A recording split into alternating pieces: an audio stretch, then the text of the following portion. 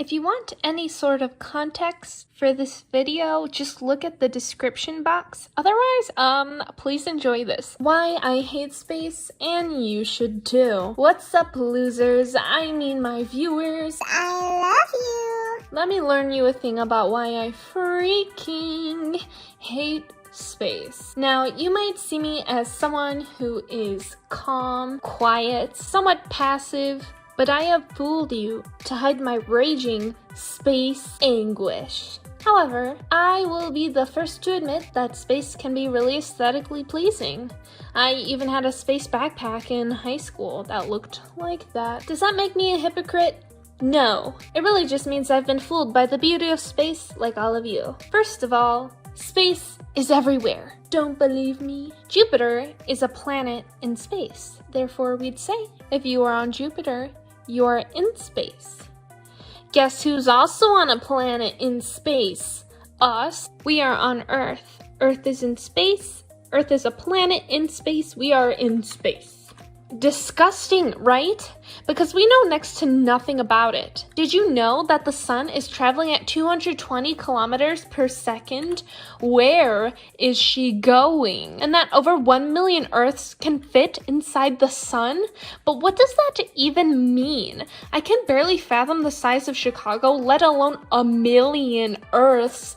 I'm sorry, but that's just fake, and wrong. In school, they teach us about space, but it's pointless because no one remembers anything about space, for good reason. For example, do you remember that the surface of Betelgeuse is about 8,000 degrees Fahrenheit? Does anyone actually know that? Did you, angry pointing finger? If you said yes, you lie. Because I made that up. Because science is fake, and I can do that. What are the scientists gonna do? Prove me wrong? Are they gonna break out a thermometer and double check? I don't think so. Checkmate, scientists. I also hate seeing the horizon. It makes me afraid that I could fall up or the Earth is gonna fall down. The reason we're not falling is because we're in the sun's orbit. The orbit exists because of the gravitational pull of the sun. Gravity pulls things down or into it, so why are we not slowly getting pulled into the sun? Also, space is a vacuum, so how is the sun having weight to begin with? Doesn't weight depend on gravity? That's why our weights are different on different planets, because they have different gravitational pulls. So what gravity is giving the sun its weight in the first place to allow it to have a gravitational pull? Where is the first gravity coming from? Is it from the floor of space? Is the sun being pulled down to the floor of space, but we don't notice because we're also being pulled down because we're stuck in the sun's orbit? Or is it from the walls of space? Because the sun is actually moving in a vortex. A vortex. There is a video I included in this PowerPoint presentation, but I can't actually show a whole other YouTube video in my YouTube video, so I'll just link it in the description. Basically, though, it just shows how the planet and the sun are moving in a vortex. But why are we moving? Where are we going? And what was the point? Weren't we fine where we were? Aren't we fine where we are?